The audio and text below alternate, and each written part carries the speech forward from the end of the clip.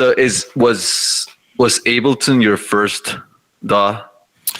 No, GarageBand was my first DAW. When I started out, I had an iPad. I actually was making music off of an iPad, and creating beats and singing and just anything I could come up with, I would just do on that. And then I actually graduated to Logic, and I was using Logic for a while, but Ableton at that time just worked for me because as I was getting into more beat making, their session view was what I just liked, where you can build clips and then trigger them, so I could just make a beat loop or use a drum loop or make a guitar loop and just build around it and just start to build loops and then flesh them out into full beats.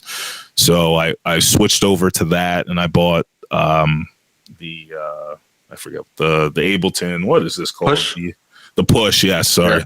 Yeah, I bought the Ableton Push, and yeah, I've been kind of creating it ever since then. So I know other ones.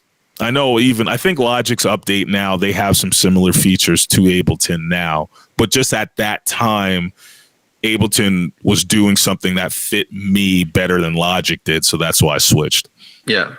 I think there was a transition for Logic that they did it recently with the latest update. I don't know if this was like the latest one or the one before it, that made it very similar to what Ableton was able to offer with Ableton 11. So yeah. But before that, you're right. Logic wasn't as visually didn't have like the capabilities of like easily accessible as Ableton. Ableton looked like much quicker to create a beat. Yeah.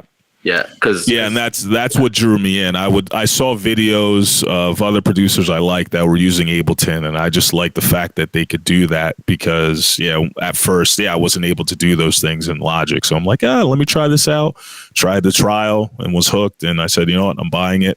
It is very expensive, so I always let people know, as much as I recommend Ableton, try it out first.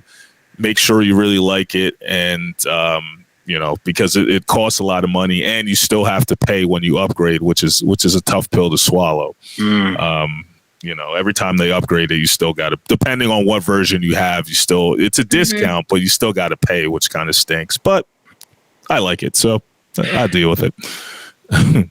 And you can try it for 3 months, right? I believe, right? Yeah.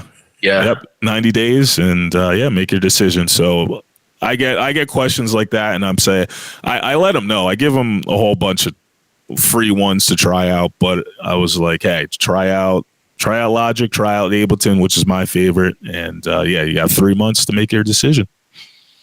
3 months is enough. Yeah, definitely. I mean, if you can't make your decision in 3 months, I don't know what to tell you. Yeah.